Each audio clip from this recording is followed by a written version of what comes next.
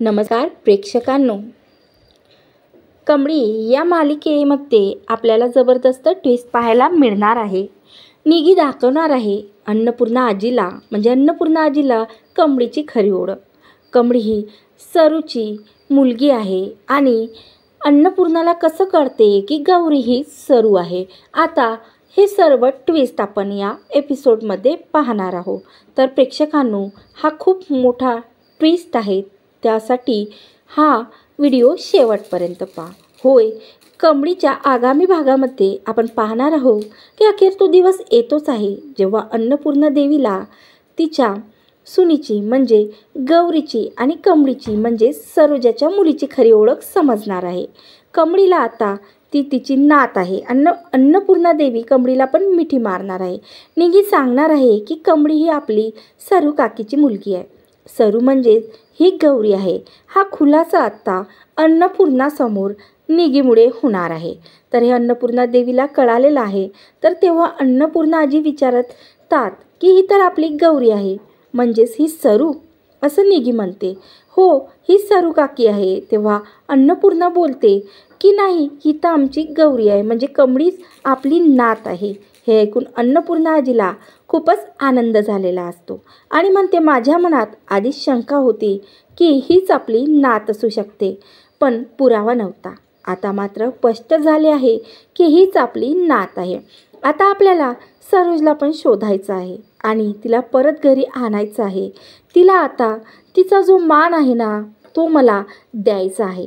दुसरीकडे सरोजसुद्धा कमळीला घरी घेऊन जाण्यासाठी मुंबईला आलेली असते. कमळीला घेऊन जायला आणि तिला परत घरी घेऊन जायला ती आलेली असते, कारण तिला खात्री आहे की तिच्या मुलीच्या जीवाला धोका आहे. पण आयुष्य कामिनी तिचं आयुष्य उद्ध्वस्त करू शकते, ते म्हणजे कामिनीमुळं. हे श्रीमंत लोक आहे, माझी मुलगी ही माझ्यापासून हिरावून घेतील अशी भीती सरोजला वाटत असते. त्यामुळे ती सरोज मुंबईत आलेली असते.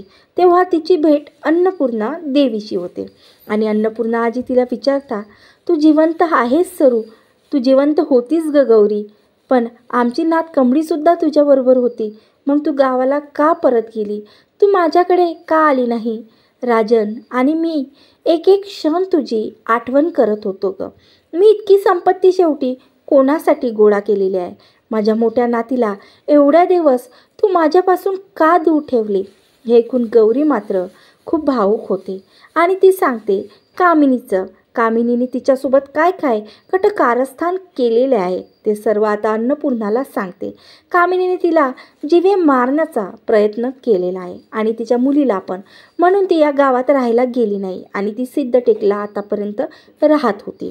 आणि कमळीला मुंबईसारख्या शहरामध्ये सुद्धा तिला पाठवायचं नव्हतं, त्याच्यापासून तिला दूर ठेवायचं होतं. पण कमळीच्या हट्टपणामुळे ती शेवटी शिक्षणासाठी मुंबईला आली. पण आता सरू तिला परत घेऊन जाणार आहे. अन्नपूर्णा देवी सरूला आणि कमळीला दोघांनाही थांबवणार आहे का आणि सरोजला मिठी मारणार आहे. आणि आता अनेकांना कामिनीला म्हणजे या कामिनीच्या कारस्थानामुळे कामिनीला आता अन्नपूर्णानं जेलमध्ये पाठवणार आहे, कारण आता कामिनीच्या पापाचा घडासुद्धा भरून आलेला आहे. पण प्रेक्षकांनो, आता हे सुद्धा पाहणं आपल्याला खूप रंजक आहे की सरू ही राजनला स्वीकारेल का, कारण आता कमळीसुद्धा राजनला वडील म्हणून स्वीकारेल का, हे सुद्धा पाहणं आपल्यासाठी तेवढं रंजक आहे. तर तुम्हाला जर हा एपिसोड, हा प्रोमो आवडला असेल तर नक्की व्हिडिओला लाईक करा. कमळी मालिका तुम्हाला किती आवडते हे सुद्धा कॉमेंट्स करून मला नक्की कळवा आणि चॅनलवरती नवीन असाल तर सबस्क्राईब करा. जय गजानन माऊली.